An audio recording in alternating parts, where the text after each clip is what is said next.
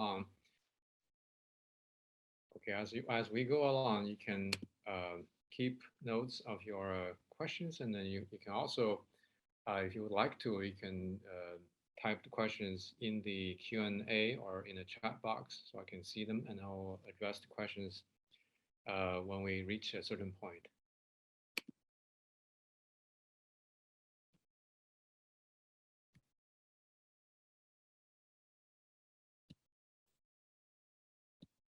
Okay, so the title of my presentation is Technical Challenges to Smart Sustainability in a Harsh Desert Environment. And I'm from Texas A&M University of Qatar. I'm an associate professor with the mechanical engineering program. And I'm starting my 9th year in Qatar. My research in the past few years has been related to dust. So there's plenty of which to study here in Qatar. And I'm going to talk about this subject in relation to what I call sustainability. And I'm going to look at the two aspects related to sustainability. One is solar energy. The other is what people know as robots, autonomous vehicles, autonomous mobile robots, etc. So first of all, let's look at the solar energy. And we know the sun emits electromagnetic wave or visible light and other rays to the earth. And there's energy in the radiation. The energy is sufficient in one day's radiation to supply many, many years of the energy that we consume as a whole, this globe.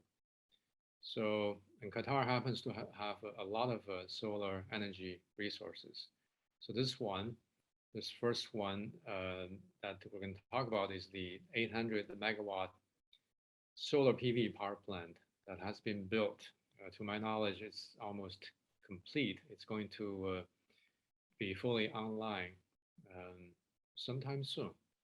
And this is the Al Hashar solar power project. I'm sorry about my Arabic pronunciation, and maybe you can correct me when we finish the presentation. It is 800 megawatt, so it covers an area of about 10 square meters. So you can see the site on Google Maps. And I was able to find some photos that people who have visited this power plant have shared on Google. And you can see these PV modules, and you can also, some people also call them solar panels.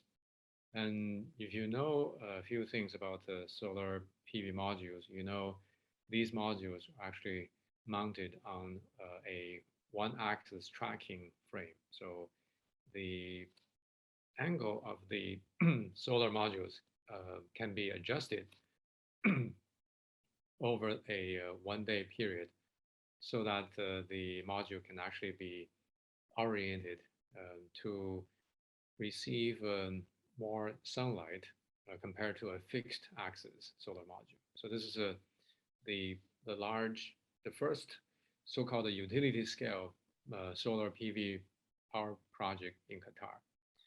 To my understanding, there will be another one that's similar in scale, but to be built in Qatar. When these projects are built, they will be able to provide perhaps about 10% of Qatar's national electricity power demand.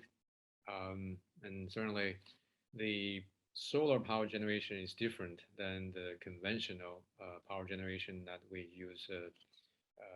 In Qatar, we use natural gas to generate power to meet the country's need. There's some difference, but this is a very substantial fraction of the power generation capacity in Qatar. So, this is a question to the organizer. I have heard in the beginning there is a translation or interpretation. I guess I don't have to pause for the interpreter to catch up, and it's probably, if needed, please let me know. So This is the first large uh, utility scale solar power plant. Now, how does a solar PV work? The two-letter acronym PV stands for photovoltaics, and this is how photovoltaic work. This is a typical solar photovoltaic cell. A photovoltaic cell is basically a semiconductor PV junction, and this is a PV junction that can absorb solar energy or photons and produce electricity across a certain electrical potential. So as you can imagine, if this is a PV cell, and there are two electrodes attached to the top and the bottom, when sunlight hits this PV cell, there will be a voltage that's created between the top and the bottom. And if you connect a light bulb, for example, a electrical load to this PV cell, because of the electrical potential that's created between the top and bottom, there will be a electrical current that flows through the light bulb, and the light bulb will light up. So this is the basic concept of a photovoltaic cell or PV cell.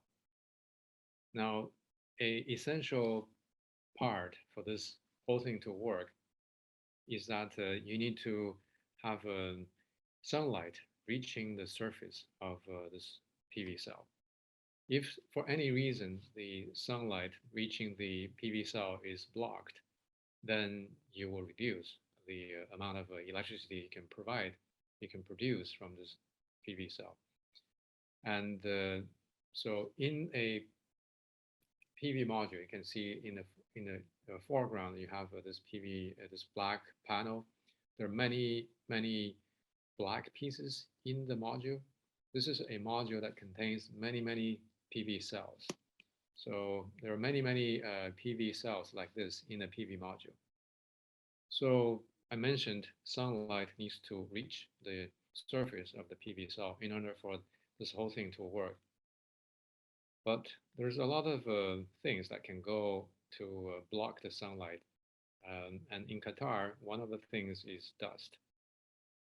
And this is a photo I took from a PV testing facility. You can see there are many PV modules, and then each of these ones, these black ones with a shiny frame around them, these are PV modules. The ones in the front row, they look pretty dark. That's because they're relatively clean.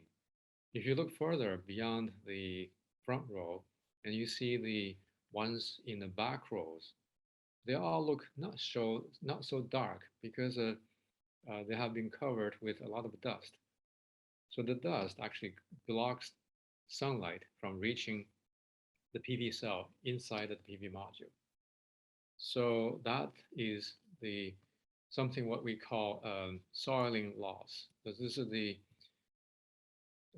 loss of electricity production because of dust covering the surface of a solar PV module, so that you have reduced sunlight reaching the PV cells, and you have a reduced electricity output. And I promise you, this is the only slide where we have equations. And Einstein has a very well-known quote saying that each equation in a book reduces readability of the book by 50%. So by showing two equations, I basically have reduced the presentation's um, level of enjoyment maybe by a lot. So bear with me, this is just a demonstration to show you that you need some math to do this calculation.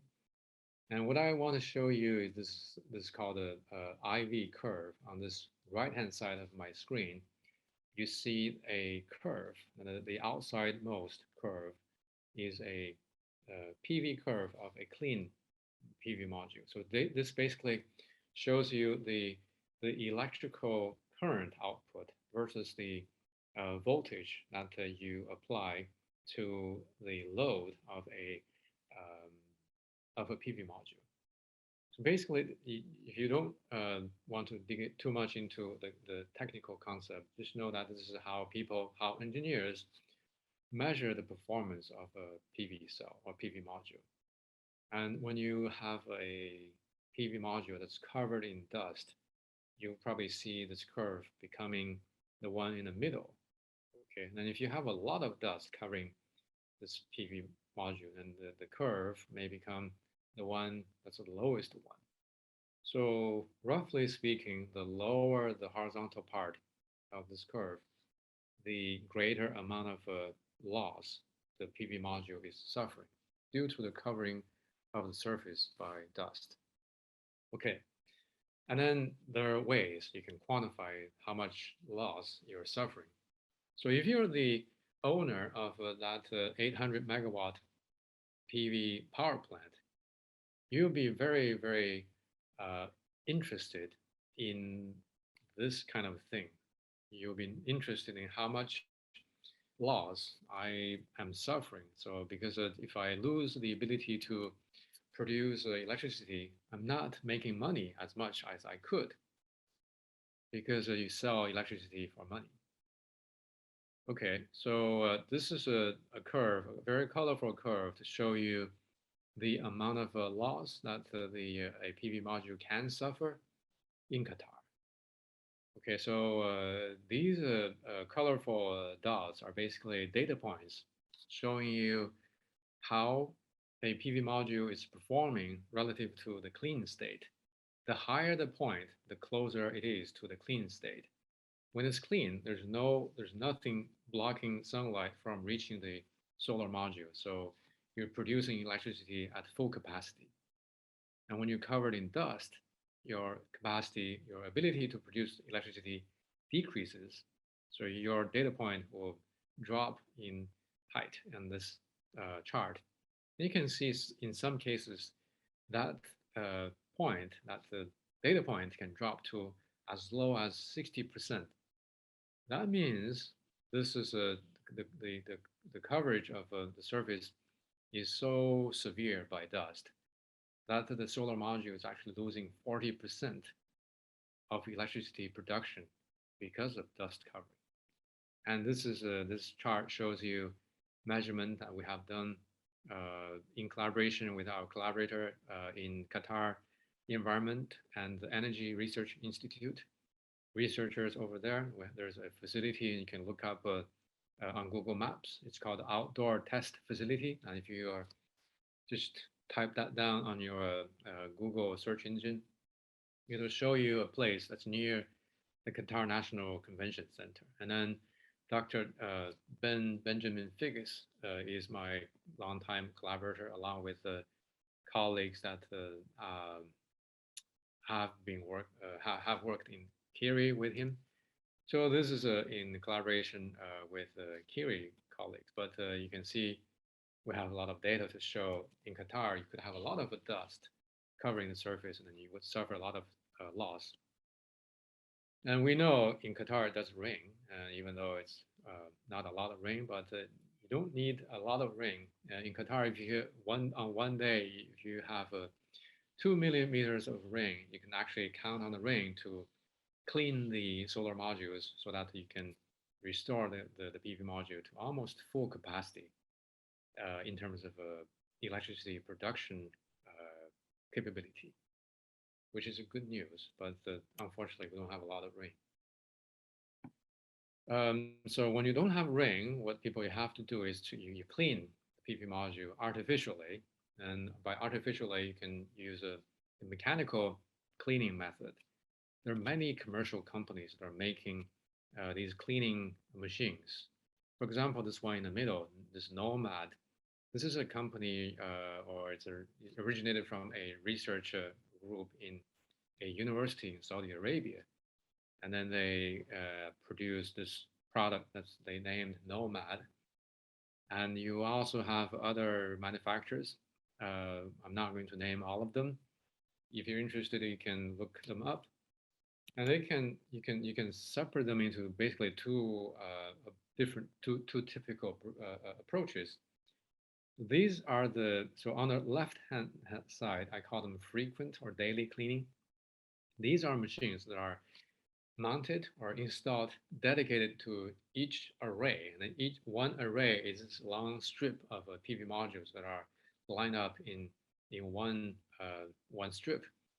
And then this approach requires you to run the dedicated cleaning machine every day, so that you don't worry, you basically just cleaning. You clean it every day.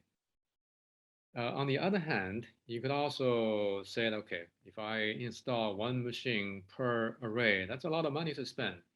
How about I spend less money? I save some money on the cleaning machine, and I clean as needed. So I don't clean every day. Maybe I clean every week.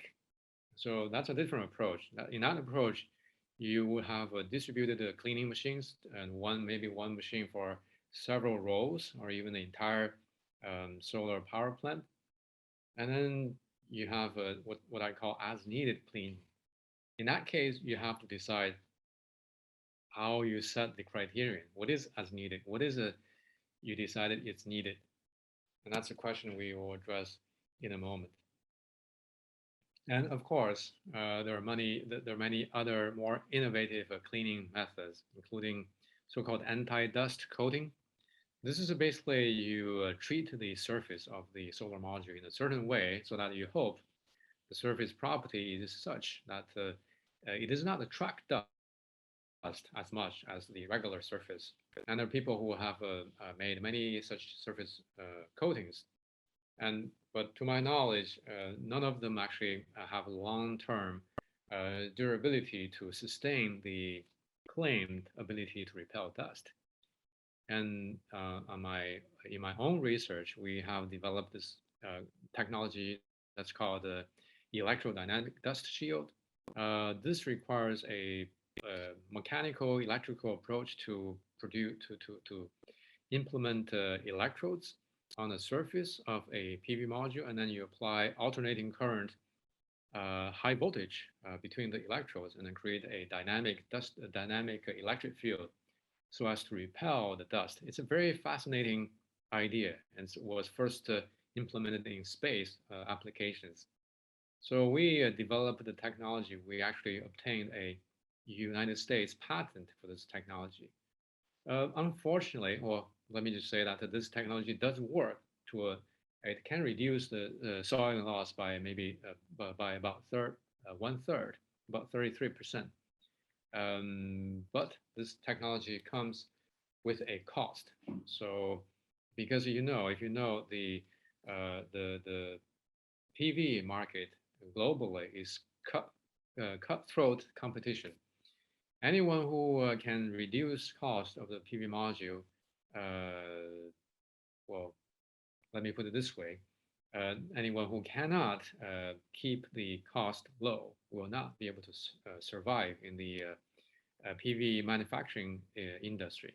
So if you have something that adds cost to the PV module, it's very difficult to sell. So we'll have to wait for the market to become a different market before the technology can be commercially implemented. That's my opinion.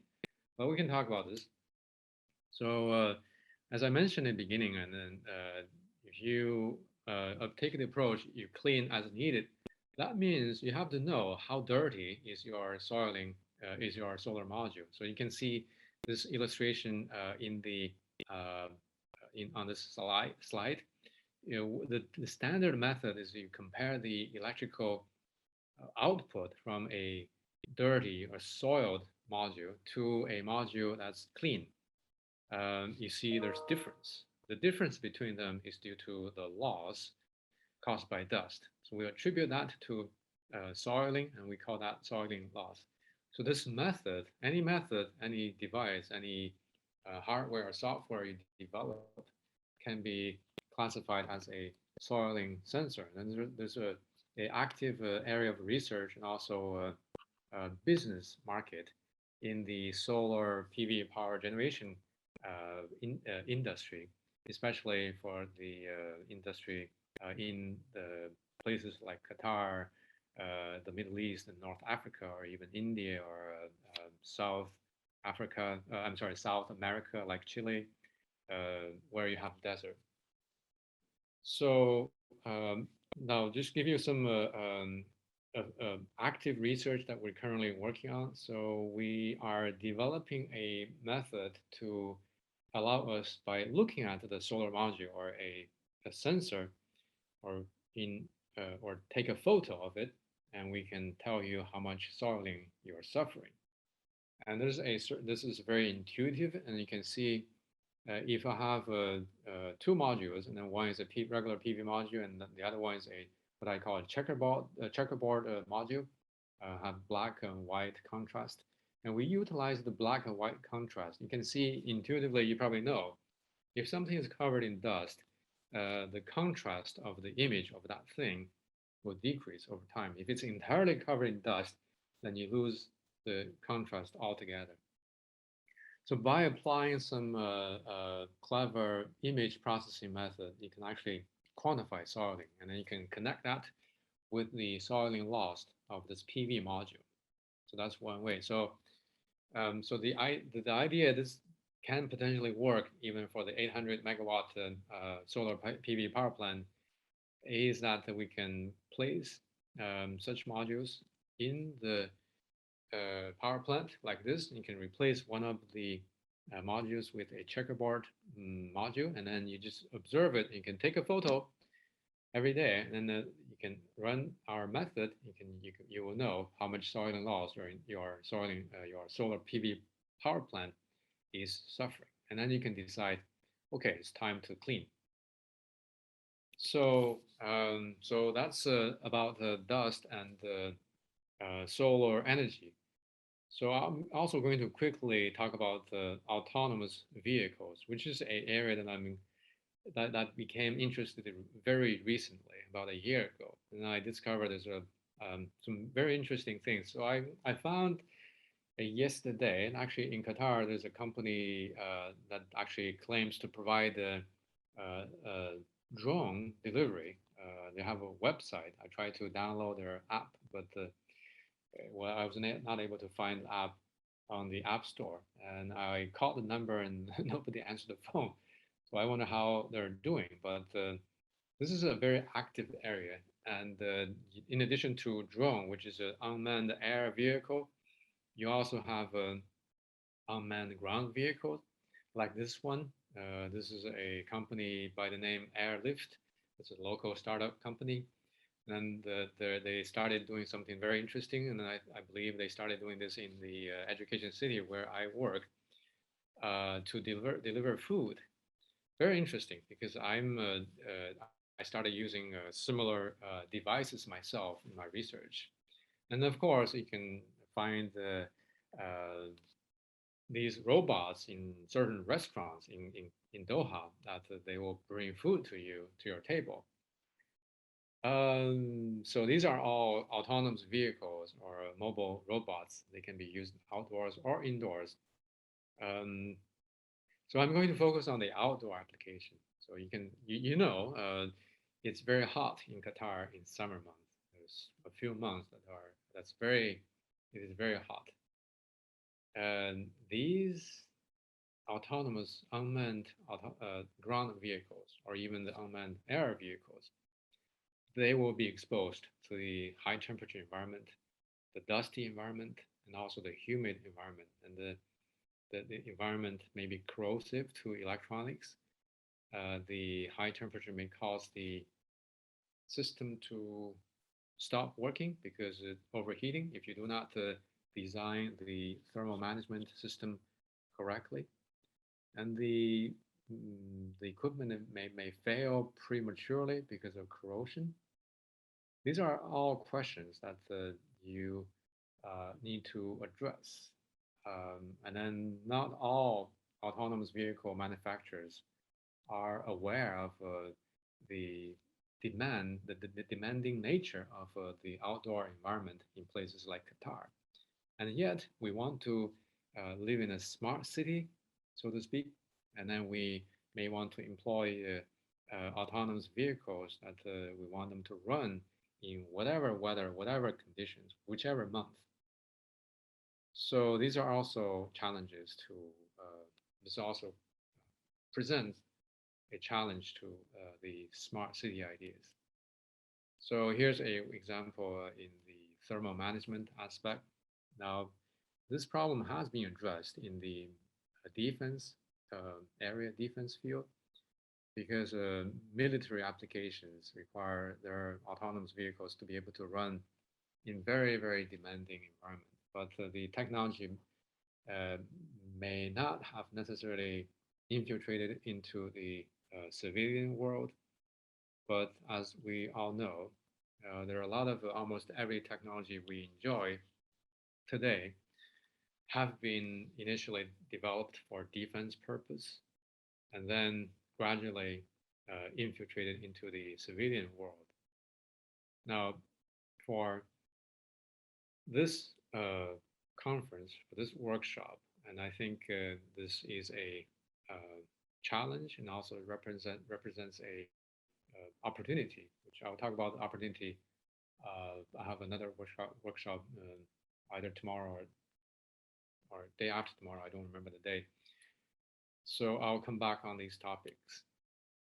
So to summarize, we covered the primarily dust, high temperature, high humidity, the unique environmental conditions in Qatar that are technical challenges to solar energy and to outdoor unmanned autonomous vehicles that may be entering the Qatar market at a very rapid rate.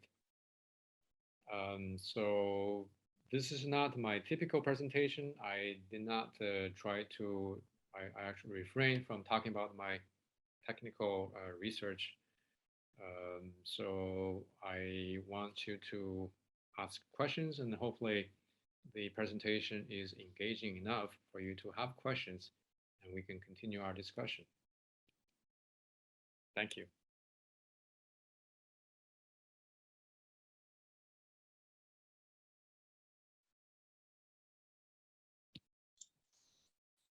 Thank you for the great workshop, Mr. Bing.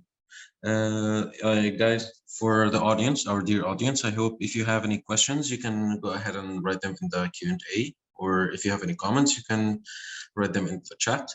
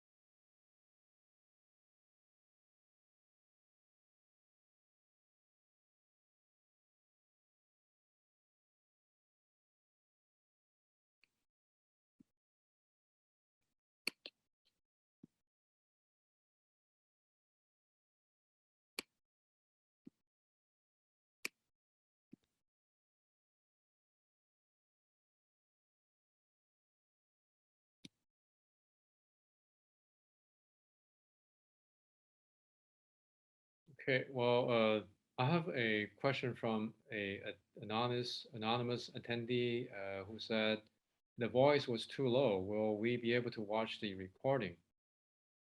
Um, I, I'm sorry to hear that. I don't know if that's the case to everyone.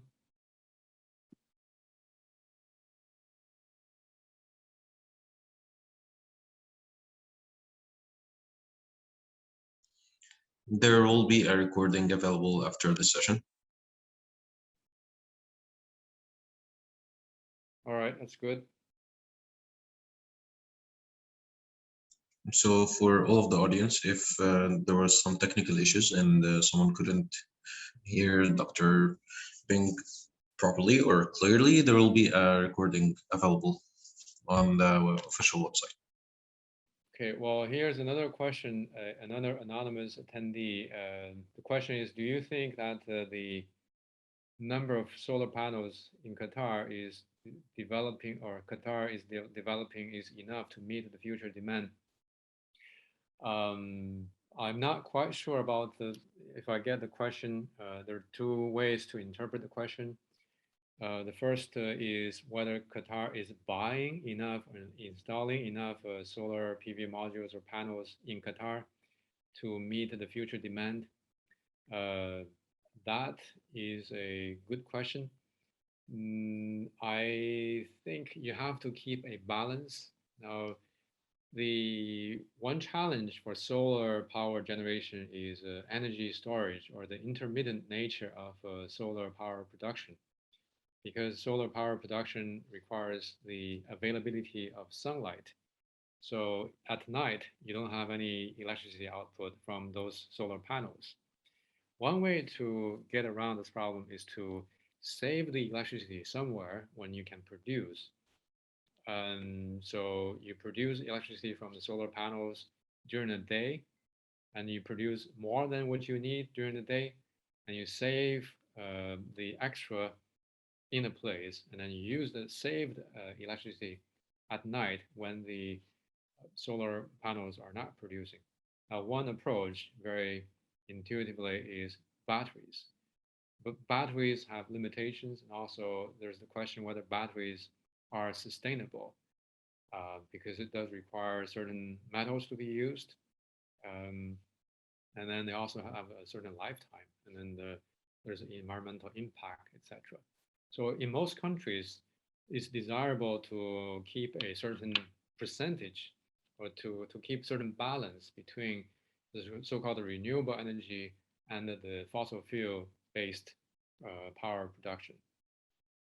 So it's not a simple question to answer whether there's already enough. Now, there's another way to interpret the question, whether which is whether Qatar is making enough solar panels, because as you may be aware, that Qatar has built a PV module manufacturing plant. To my knowledge, they may not be producing PV modules at all. So if that's the question, then my answer will be probably no, because if you build a module plant, you want to produce. There's another question. Can you share some unit cost data looking at a different technology? I'm afraid I cannot share that data because I don't have the data. You can okay, so you can ask. I believe you can ask the manufacturers of those cleaning machines and see how much they cost. That should be easy to get. And then there's the operating cost, materials, supplies, etc.